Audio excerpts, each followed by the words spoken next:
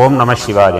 ஐயர்மலை ரத்னகிரீஸ்வர பெருமானை நாவுக்கரசர் ஒரு பதிகம் பாடியிருக்கின்றார். அந்த பதிகத்திலே மனிதர்களாகிய நாம் எல்லாம் உணர்ந்து கொள்ளக்கூடிய ஒரு கருத்தை தெரிவிக்கிறார். என்ன அப்படின்னா, நாம் எல்லாம் சொல்லுவோம், வாழ்க்கையில பயன்படுத்தக்கூடிய ஒரு வார்த்தை, முன்னமே தெரிஞ்சிருந்தா நான் இப்படி செஞ்சிருப்பேன், முன்னமே தெரிந்திருந்தா நான் இதுலேருந்து தப்பிச்சிருப்பேன் அப்படின்னு நாம் உபயோகப்படுத்துவோம். அதுபோல நாவுக்கரசர் பெருமான் பாடிய பதிகத்திலே 10 பாடல்களிலே 7 பாடல்களை முன்னமே முனமே முன்னமே என்று உணர்த்தி நமக்கெல்லாம் ஒரு கருத்தை சொல்கின்றார். அதிலே 5வது பாடலிலே மாறு கொண்டு வளைத்தெழு தூதுவர் வேறு வேறு படுப்பதன் முன்னமே என்று சொல்கின்றார்.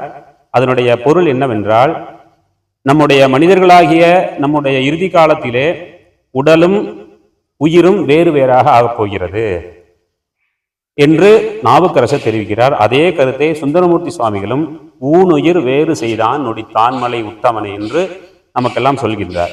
இதிலே உடலும் உயிரும் வேறு வேறாக ஒரு நாள் ஆகப் போகிறது, அதற்கு முன்னமே நாம் இறைவனை வழிபாடு செய்ய வேண்டும் என்பது மேலோட்டமான கருத்து. அதிலே உள்ள இருக்கக்கூடிய கருத்து என்னவென்றால், இப்ப நாம் வாழ்ந்து கொண்டு இருக்கும் பொழுது மனிதன் எந்த நிலையிலும் எப்படி இருந்தாலும் சரி, என்ன செய்து கொண்டிருந்தாலும் ஒரு நாளுக்கு ஒரு முறையாவது சில நேரத்திலாவது இந்த உடலுக்கும் உயிருக்கும் என்ன தொடர்பு, இந்த உடல் எப்படி இயங்குகிறது, உயிர் எப்படி இயங்குகிறது என்பதை உணர வேண்டும். பார்த்தா ஒன்று போலதான் இருக்கிறது, ஆனால் அந்த உயிருக்கும் உடலுக்கும் என்ன தொடர்பு இருக்கிறது என்று அருளாளர்களாம் என்ன சொல்லியிருக்கின்றார்கள் என்பதை உணர வேண்டும். திருக்குறளிலே ஒரு குறள் நமக்கெல்லாம் இதை உணர்த்துகிறது. உடலுக்கு உயிருக்கு என்ன நட்பு என்று. பறவை இருக்கிறது, பறவை முட்டை இறைகிறது. அந்த முட்டையிலிருந்து பக்குவ நிலை அடைந்தவுடன் பறவை குஞ்சானது இந்த முட்டை ஓட்டை தனியாக விட்டுவிட்டு பறவை குஞ்சு பறந்து போகிறது.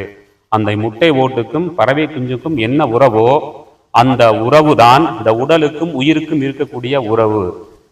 குடம்பை தனிக்கூடிய புற்பரந்தற்றே உடம்போடு உயிரே நட்பு என்று திருவள்ளுவர் கூறுகிறார்.